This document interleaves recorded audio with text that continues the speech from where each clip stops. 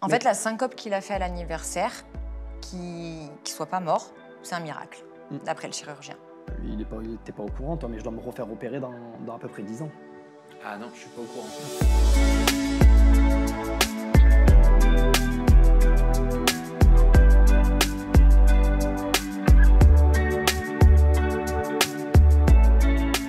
Bonjour Chloé et Sébastien. Bonjour. Coucou Sam. Comment ça va? Ça va et Impeccable. toi? Mais alors attendez, la dernière fois qu'on s'était vu en interview, je parle en interview à deux, c'était quand vous étiez dans les Anges 12. Ouais, C'est ça? 2019, début 2020. 2020, je pense. Eh ben, vous, Non, 2019. vous vous étiez rencontrés pour la première fois. Oui. Hein, c'était dans le cadre de cette émission Oui. Eh oui. que votre couple est né. Par la suite, vous étiez venu sur Aja, il y a 2 ans peut-être? 2022. Vous traversiez des moments un petit peu compliqués dans votre relation de couple. Vous n'étiez pas encore parents. Non. Voilà. Vous saviez que vous alliez le devenir à ce moment-là? On était en essai. Ah bon? Ouais.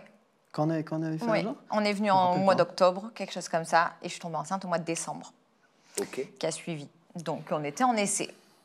Mais j'étais pas encore enceinte, donc on ne savait pas. Donc c'était une volonté de votre part d'être Ah oui, parent, oui. c'était mûrement réfléchi. Ah oui, oui. Oui, oui. Oui, oui, oui. Comment tu vis ta paternité, Sébastien? Bah écoute, alors je suis très fatigué, faut dire la vérité, mais non, je le vis très bien. Moi, c'est un bonheur. Franchement, alors je dis la vérité, c'est pas parce que c'est ma fille. Bon, parce que c'est un peu ma fille, mais je la trouve géniale. Le seul problème qu'elle a, c'est qu'elle dort pas beaucoup. Et oui, c'est ce que tu C'est me vrai. disais, Chloé. Mais sinon, je la trouve géniale. Je peux poucave un petit peu ce qui s'est passé dans les coulisses tout à l'heure. Oui. C'est ton papa, donc c'est le grand-père qui garde la petite Lou pendant cette interview. Ils sont allés se promener, ils sont allés dans un magasin de jouets. Et je t'ai entendu Seb dire je suis pas bien. Je lui dis qu'est-ce qui se passe? Il me dit parce que c'est la première fois que je laisse ma fille. Non, c'est un papa poule, Ouais, hyper ouais. protecteur et un peu... T'as les chocottes? ouais. Ouais, mais alors j'ai pas peur que son père s'en occupe mal, hein, c'est pas ça, c'est que c'est tout l'environnement qui est autour, tu vois. C'est les gens, tu sais, il y a beaucoup de problèmes des gens qui sont un peu fous, etc. Ou les trottinettes qui roulent vite sur les trottoirs, les vélos. J'ai toujours peur qu'elle se fasse renverser. Je sais pas, c'est une grande première de la laisser en dehors de la maison. Parce que sa maman la garde de temps en temps quand elle est à la maison, puis nous on sort un petit peu. Là, c'est la première fois qu'on la laisse vraiment dehors en poussette à quelqu'un d'autre. Ça va? T'es pas trop stressé? Écoute, je vais pas pleurer pour l'instant, mais ça va. T'es détendu quand même? Ouais, un petit peu, mais je suis pas. J'ai le téléphone pas loin au cas Ouais, où s'il y a voilà, un c'est problème. ça. Oui, il n'est pas venu en mode avion, j'espère. Non. Bon, Sébastien, Chloé, j'aimerais revenir sur un événement que vous avez traversé et notamment un post que tu as partagé, Sébastien. C'était en mai 2024. Tu as mis une photo de toi sur Instagram, sur un lit d'hôpital. Tu confies que tu as été opéré du cœur en urgence, que les médecins t'ont détecté une maladie qui toucherait seulement 1% de la population. Est-ce que tu peux nous expliquer comment tu as découvert que tu avais cette maladie? Comment tu as appris que tu étais malade? Alors, je vais faire rapidement parce qu'il y a beaucoup d'étapes. Grossièrement, ça faisait un petit moment que j'étais essoufflé pour rien. C'est-à-dire que je fais beaucoup de sport, donc normalement, je ne suis pas essoufflé. Et quand j'allais promener le chien, je n'étais pas essoufflé, je peux marcher dans la montagne et tout, ça ne me gêne pas. Et là, je voyais qu'au bout de 15-20 mètres, j'étais fatigué, j'étais essoufflé et je ne trouvais pas ça normal. Bon, au début, ça ne m'a pas trop alarmé, mais bon, voilà, j'ai continué, je n'ai pas fait de test, rien.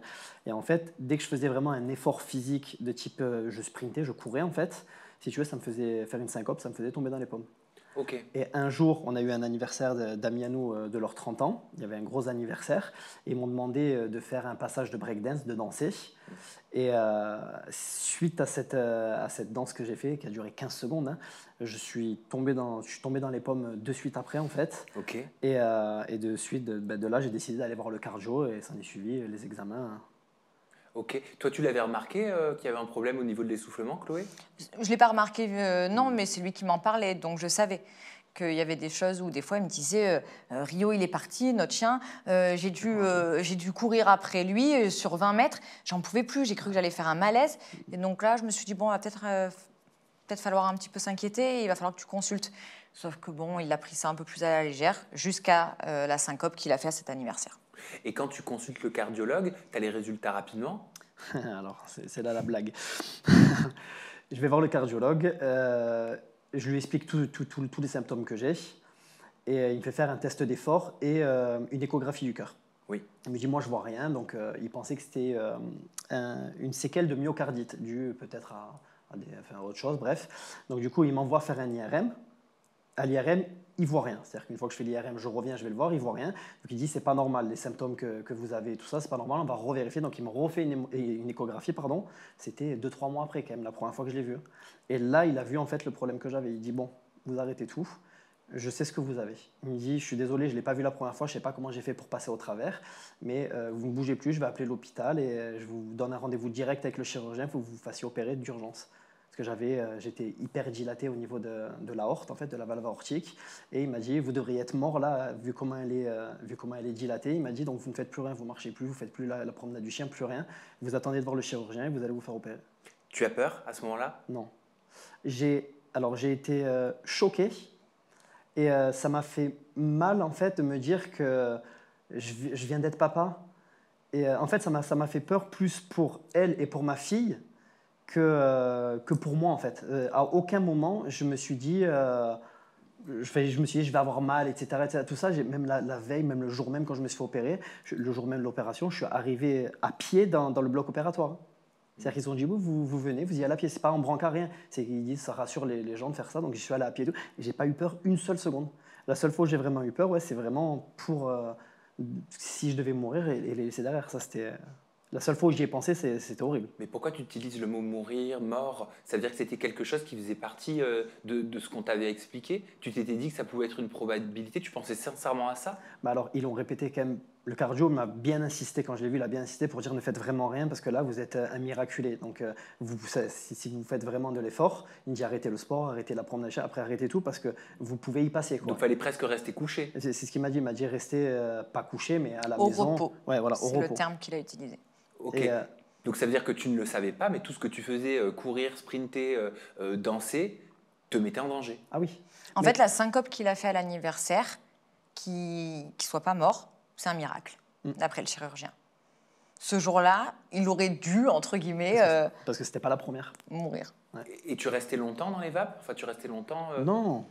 Ben, je restais. Alors, en fait, dans les vapes un petit peu, mais inconscient, c'était quelques... Inconscient, c'était 3-4 secondes, un truc comme ça. Mais après, j'avais mon cœur qui s'emballait, j'avais l'impression qu'il sortait de la poitrine, j'avais les oreilles hyper compressées. Une tachycardie. Ouais, et j'avais du mal à respirer, j'étais... Désorienté. Ouais, désorienté en fait.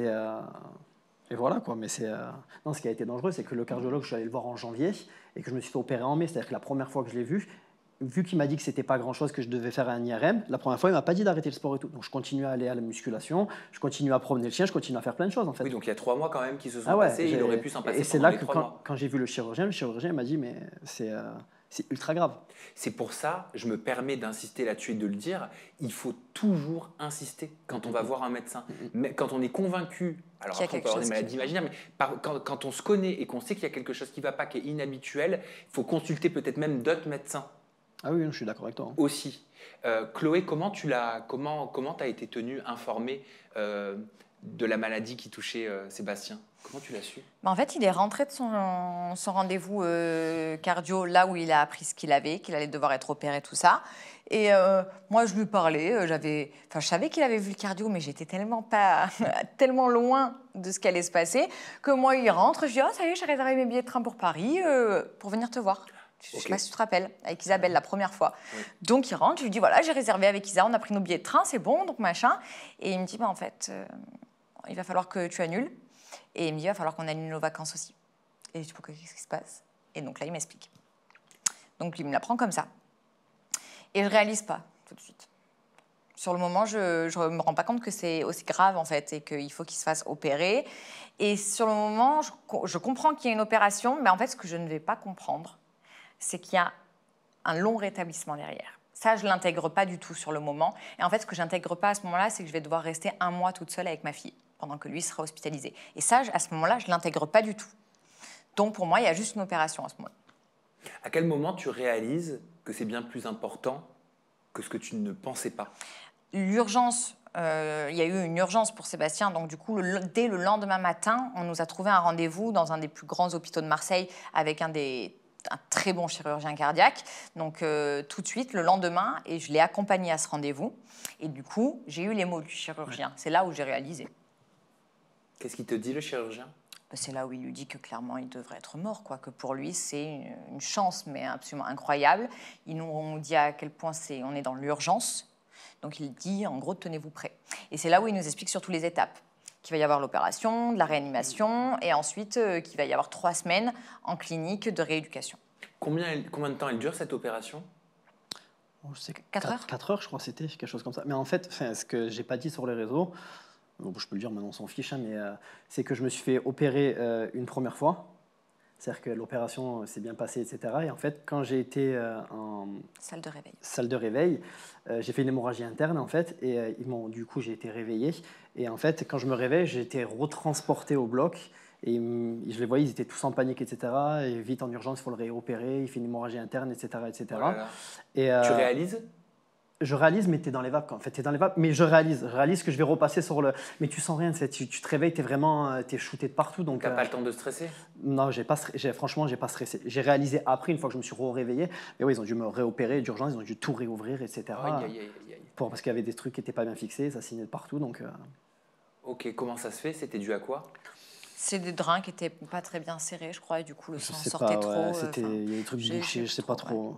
Sur le compte rendu, c'est expliqué quand j'ai été ramené au bloc pour être opéré d'urgence suite à une hémorragie, mais c'est pas expliqué. Enfin, j'ai pas Ouais. regardé pourquoi, quoi. Comment ça se passe le réveil? Écoute, tu es en réanimation, tu entends des bip, bip, bip, mais surtout, ouais, tu es fatigué. Au début, tu sens pas grand-chose parce que tu te réveilles à peine, mais quand tu recommences à prendre, quand tu reviens à la surface, en fait, le truc, c'est tu peux plus respirer comme avant. C'est-à-dire que tu peux pas faire ça, tu fais Pour quelle raison? tout doucement. Mais parce qu'en fait, on m'a ouvert, là, j'ai une cicatrice de 20 cm ici, on m'a ouvert là, on m'a cassé tout le sternum dans la longueur, on me l'a écarté avec des trucs d'acier. Voilà, moi je t'ai pris les détails, on m'a mis le cœur sur un truc à côté pour pouvoir. Et en fait, la douleur de la cage thoracique qu'on a ouverte, en fait, tu peux plus respirer pareil. En fait, donc tu respires comme ça au lieu de faire des inspirations comme ça. Tu respires tout doucement. C'est le mouvement, tu Ouais. sais, de la respiration intense fait qui est mal. dur parce que les os, tu sollicites le sternum en J'ai fait. des trucs en acier qui me tiennent là. J'ai des fils en À acier. vie? Ah ouais, j'ai des fils en acier qui me tiennent là. Donc ça veut dire que tu dois réapprendre à respirer. Tu dois réapprendre à respirer, tu dois réapprendre à parler et à marcher.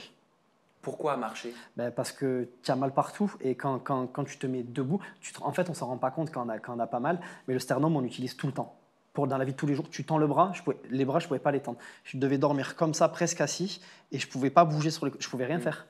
Mais ça veut dire que en fait, tant qu'on n'a pas un problème qui tombe sur nous dans la vie, on ne se rend pas compte que le simple fait de respirer, c'est juste extraordinaire. Ah, mais en fait c'est un effort. Enfin c'est un effort pas pour nous parce qu'on est tous habitués. On ne s'en rend pas compte. Ah oui. Ah, mais Ça moi je me suis rendu ça se fait compte. naturellement, mais on ne mesure pas à quel point c'est un don, c'est merveilleux de pouvoir juste respirer sans qu'on y pense. Ah ouais. Ça, c'est quelque chose que tu réalises. Tu penses à la vie, tu réfléchis sur la vie, vous réfléchissez sur la vie, vous réfléchissez à la mort. Ça vous met face à une situation particulière?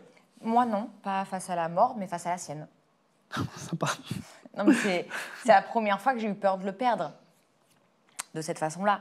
Donc oui, forcément, ça m'a fait... Il y a un moment où j'ai broyé du noir et je me suis dit, s'il ne se réveille pas de cette opération, s'il y a quoi que ce soit, comment je fais? Comment je vais faire? Donc voilà, ça c'est la question qui s'est posée, mais ça n'a pas duré longtemps, heureusement. Bah oui, bien sûr. Ouais. Et toi, Sébastien, mais même après, pendant, tu as des réflexions que tu n'avais pas avant? En fait, la chose que j'ai maintenant, c'est que j'ai réfléchi beaucoup au fait qu'on fait plein de choses dans la vie en fait, qui sont inutiles, on se plaint de beaucoup de choses qui sont inutiles, etc. Et qu'on ne se donne pas les moyens réels de faire les choses qu'on voudrait faire. Je ne sais pas si tu vois ce que je veux dire, mais en fait, on est beaucoup flemmards dans la vie de tous les jours. Beaucoup de gens sont comme ça. Et c'est vrai que je ne me rendais pas compte en fait, à quel point on devait se donner les moyens pour faire les choses de suite en fait, et pas attendre, parce qu'en fait, on n'a peut-être pas la vie devant nous. Et voilà, sur tout ça. Et après, non, le seul truc qui me fait peur, moi, c'est voilà, parce qu'il n'était pas au courant, toi, mais je dois me refaire opérer dans à peu près 10 ans. Ah non, je ne suis pas au courant. Ah ben voilà, en fait, si tu veux, il y a plusieurs valves. J'avais le choix entre une valve biologique, donc voilà, que je pouvais mettre. Et Donc, biologique, ça veut dire quoi? Qui vient d'un animal, c'est ça? C'est ça, et ça dure environ 10 ans. C'est approximatif, ça peut durer 15 ans, comme ça peut durer 8 ans, ça dépend. Et j'ai aucune contre-indication à rien du tout. C'est-à-dire que pendant 3 mois, j'avais des médicaments et tout, là, j'ai plus rien du tout. Ok, donc là, tu vis normalement maintenant. Je vis normalement, j'ai juste encore des douleurs, donc je ne peux pas refaire la muscu à fond, etc. Mais dans un mois ou deux, c'est fini, quoi. Et après, je reprends à fond. Mais je devrais me refaire opérer. J'avais soit ce choix-là, soit la mécanique. Et la mécanique, on m'a dit, il y a plein de choses que tu ne peux plus faire. Tu ne peux plus faire les sports de contact, la muscu, c'est compliqué, le ski, tu ne peux plus. Tu dois prendre un anticoagulant toute ta vie. Par contre, tu ne te refais pas opérer. Et en parlant avec le chirurgien, il m'a dit franchement, moi je serais vous. Il a dit alors, c'est vraiment, voilà, il me dit la médecine, elle va sûrement évoluer dans 10 ans, donc peut-être qu'on pourra changer d'ici là, faire quelque chose de mieux. Il m'a dit, mais moi je mettrai une biologique. Et j'ai dit, mais de toute façon, moi je veux aucune contrainte. J'ai ma fille, elle aura jusqu'à ses 10 ans, je veux faire ce que je veux avec ma fille. Si je veux aller au ski, je veux faire ce que je veux avec ma fille. Et ça, l'idée de te faire réopérer dans 10 ans, tu le vis comment? Ça me gêne pas. En fait, ça me stresse pas pour l'instant. Peut-être quand je vais me rapprocher de l'échéance, là, ça me gênerait un petit peu plus. Mais c'est plus, encore et encore, la petite, elle sera plus grande. Peut-être, j'appréhende surtout la petite, comment elle va réagir. Papa, il va se faire opérer, est-ce que c'est grave, etc. Mais moi, je me rappelle que quand j'étais plus jeune, mon père s'est fait opérer parce qu'il a fait un infarctus et j'ai pas réalisé. Donc je me dis, elle réalisera peut-être pas. Et j'étais plus vieux que quand elle aura 10 ans. On réalise pas le danger quand on est jeune. Non. Le seul souci avec cette deuxième opération, c'est que, comme l'a dit le chirurgien, elle est forcément un peu plus risquée. Pourquoi? Parce qu'on réouvre une seconde fois, une troisième fois même. Voilà, donc peut-être que la cicatrisation, je ne sais pas à quel niveau c'est plus risqué, mais il y a un peu plus de risque. Là, il y a peut-être 99% de chances que tout se passe bien, et là, il y en aura peut-être que 80%, je ne sais pas.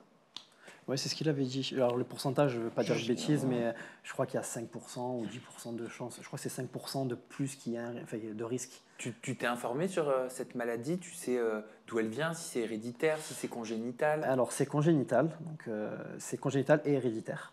Donc, c'est de naissance, sauf qu'ils ne l'ont jamais vu à la naissance. Et apparemment, c'est héréditaire, donc ça veut dire que quelqu'un de ma famille devrait l'avoir. Donc toute ma famille, frères, sœurs, parents, tantes, etc., doivent tous faire le test, voir s'ils ont cette malformation. Ah, parce qu'avec le test, ils peuvent le savoir. Ouais. Ils l'ont fait? Ça va arriver. Je crois que mon frère et ma sœur, là, ça va arriver octobre, un truc comme ça, octobre-novembre, et mes parents décembre. Et pardon de vous poser la question, mais par rapport à la petite, vous avez dû y penser aussi? Elle devrait être contrôlée également. Ça, c'est ma plus grande. Quand? Plus tard. D'après eux, pas avant l'adolescence, ça ne sert à rien. Nous, on le fera sûrement contrôler un peu plus tôt quand même. En tant que parent, comment on évolue dans l'éducation de son enfant, dans le rapport, le contact avec son enfant, avec cette idée-là? Est-ce que ça change quelque chose? Est-ce que ça crée un climat de stress, de peur en soi en tant que parent? Non, parce que c'est... Enfin, je parle pour moi, vas-y. Mais c'est pas une maladie... Alors si, c'est grave, évidemment, bien sûr, mais si elle est prise à temps, si on le sait, je veux dire, il existe une solution. C'est pas une maladie incurable, il suffira, c'est horrible, mais il suffira qu'elle se fasse opérer et tout ira bien. Je veux dire, il y a des gens qui n'ont même pas besoin de passer par l'opération parce que la valve ne s'abîme pas, contrairement à celle de Seb qui s'est calcifiée, et ils vivent toute leur vie très bien avec. Donc, je suis pas inquiète. Je sais que même si elle doit l'avoir, elle devra faire face à des moments difficiles comme l'opération, mais sa vie n'est pas en danger a priori. Donc déjà, je suis un peu rassurée par rapport à ça. En tant que couple, dans la vie de couple, qu'est-ce qui se passe quand un des deux est touché par une maladie? On est une équipe.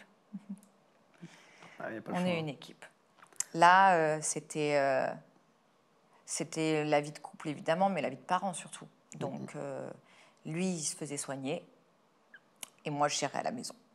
Moi, c'était D'ailleurs, je pense que c'est pour ça que j'ai pas eu peur, d'ailleurs.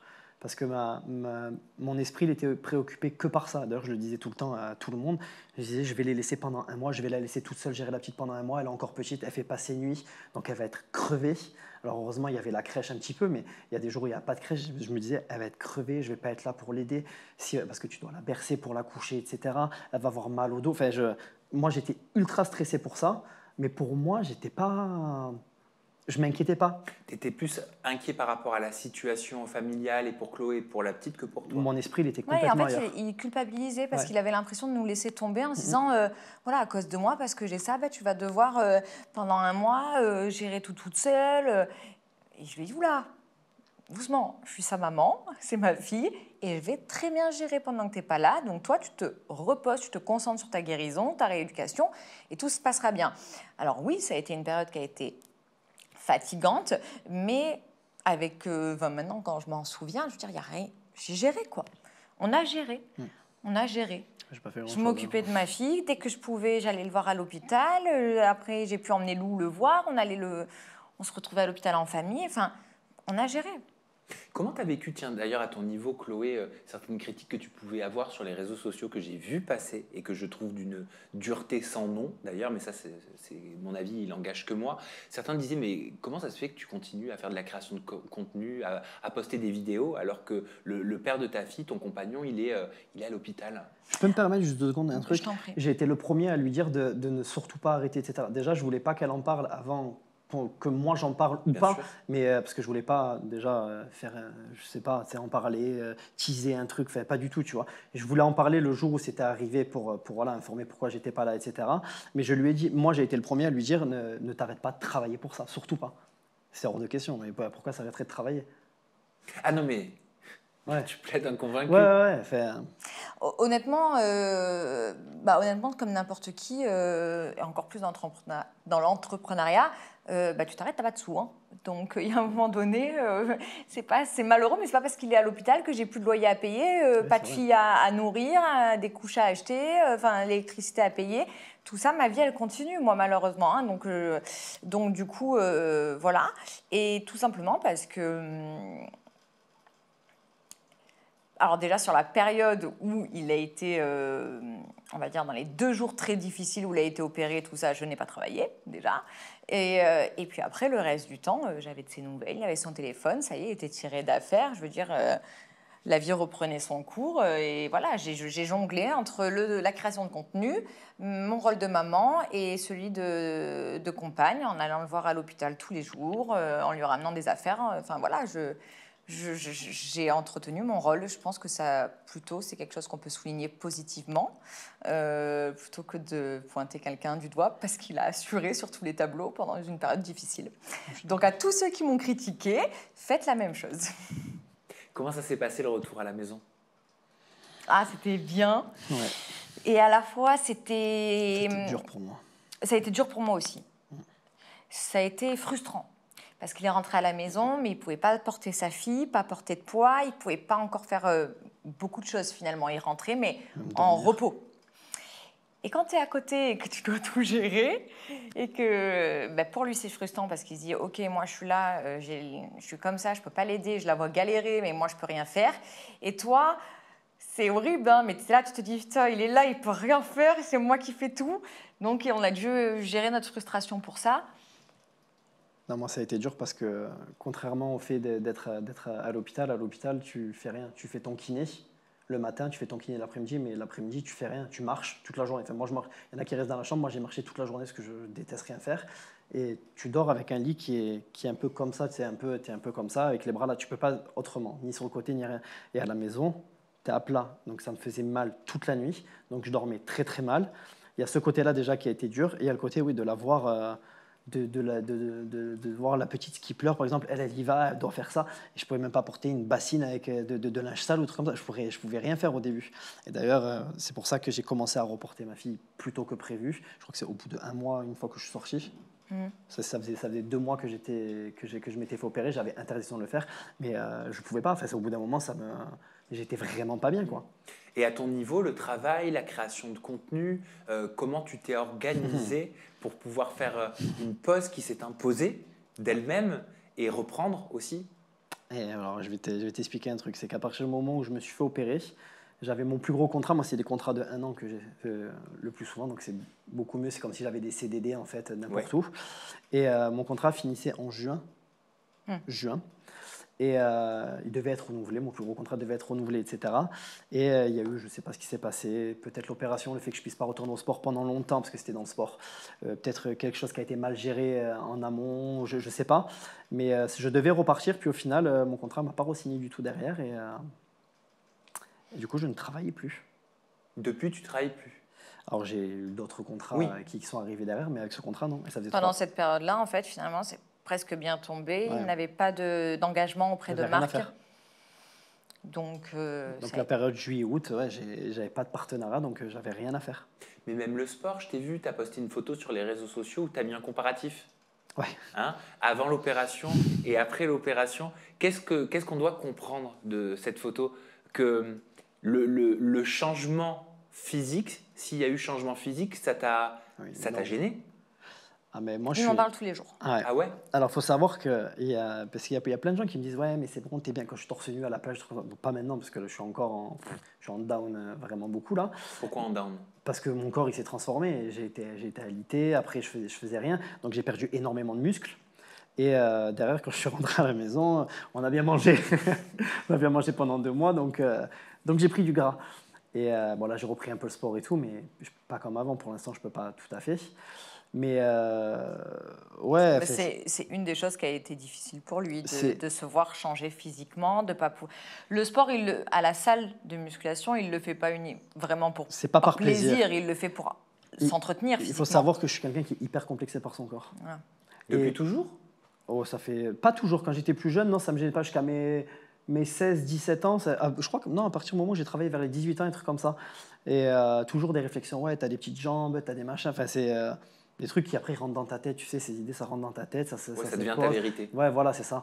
Et jusqu'au jour où, moi, je faisais beaucoup de breakdance quand j'étais jeune, donc j'étais quand même affûté. J'avais des abdos et trucs comme ça. Le jour où j'ai arrêté, 1 an, 2 ans, 3 ans après, j'ai commencé à faire bouf. Comme ça, j'ai perdu tout mon muscle et tout. Et j'aimais pas me voir. Je me sentais pas bien dans ma peau, donc j'ai attaqué la musculation. Et là, le fait de se voir sans muscle, sans rien, etc., c'est moi et moi-même, hein, c'est pas pour les gens, c'est vraiment, je suis complexé vraiment beaucoup et je me supporte pas. C'est-à-dire quand je suis sur le canapé, si je suis torse nu, je mets un coussin sur mon ventre.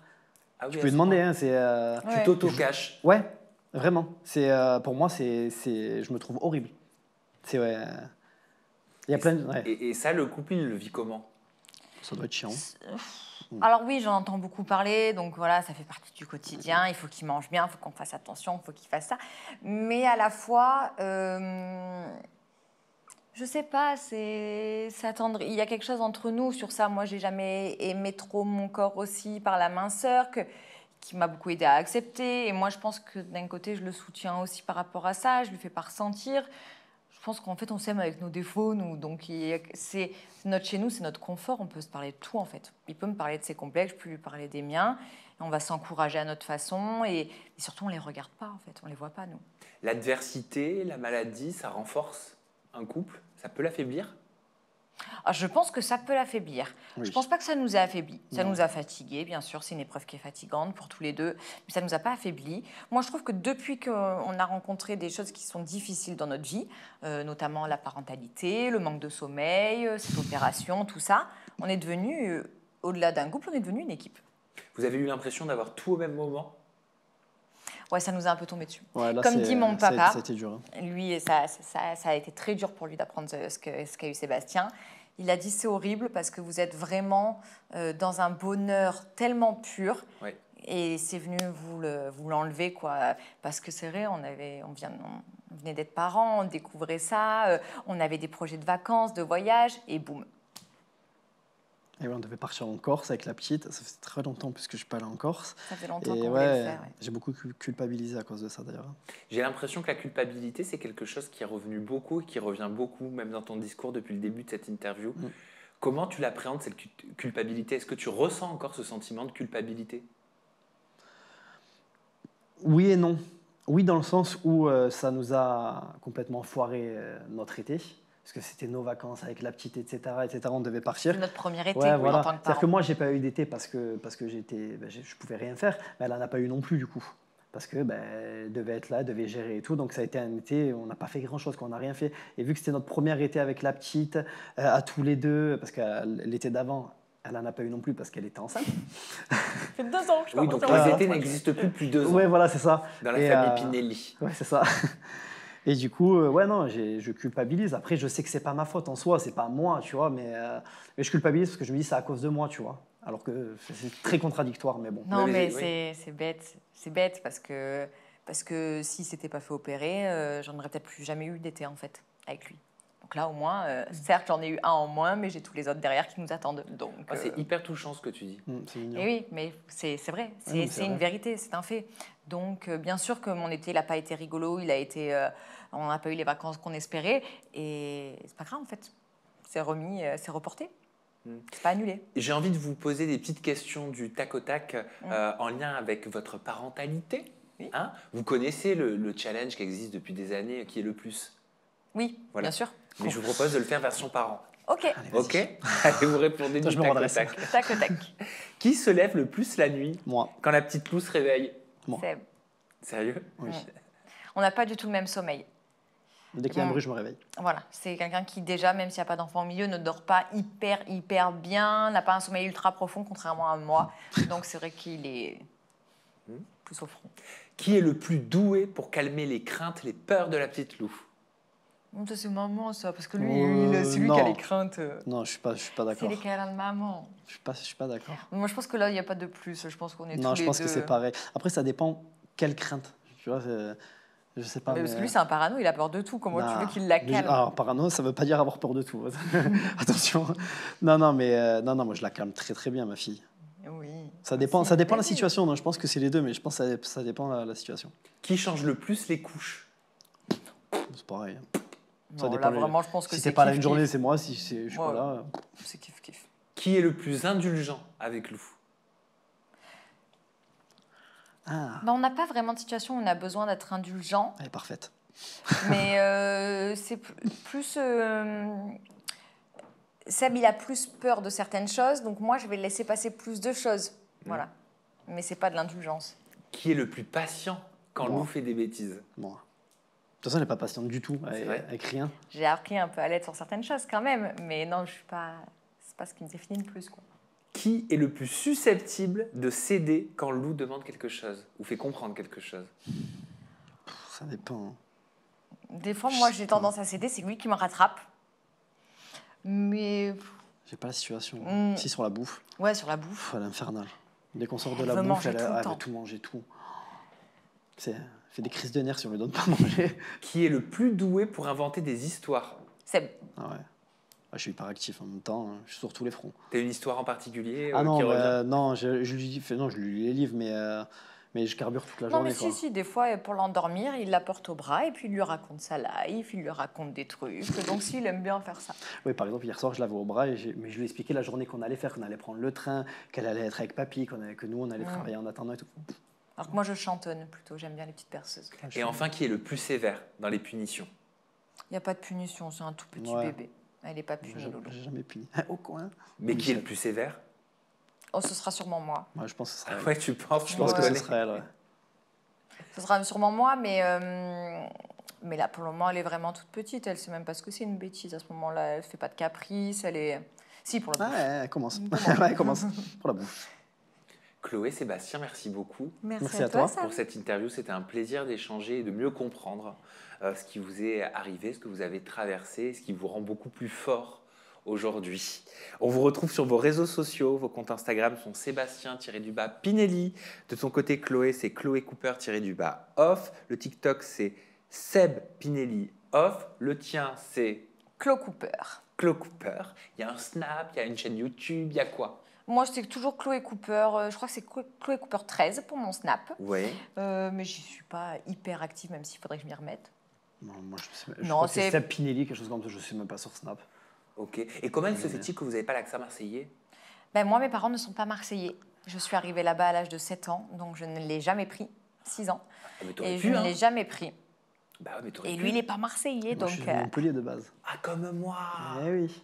Et oui, c'est vrai. Ça va, Marseille-Montpellier, c'est à Ouais, côté. c'est pas très loin. Ouais, mais on n'a pas l'accent. Pas le même, en tout cas. Il y a un accent quand C'est même pas le à même. Montpellier. C'est pas le même. Il est moins prononcé. Quoique ça dépend où on va. Hein. Moi, qu'est-ce que je suis contente de ne pas avoir l'accent marseillais. Ouais. Je trouve pas ça très joli, donc ça me va très bien. Eh ben, on embrasse tous les Marseillais. Merci de nous avoir regardés. On se retrouve très prochainement avec de nouvelles personnalités et toujours des confidences en toute intimité. Prenez bien soin de vous et de vos proches. Bye bye.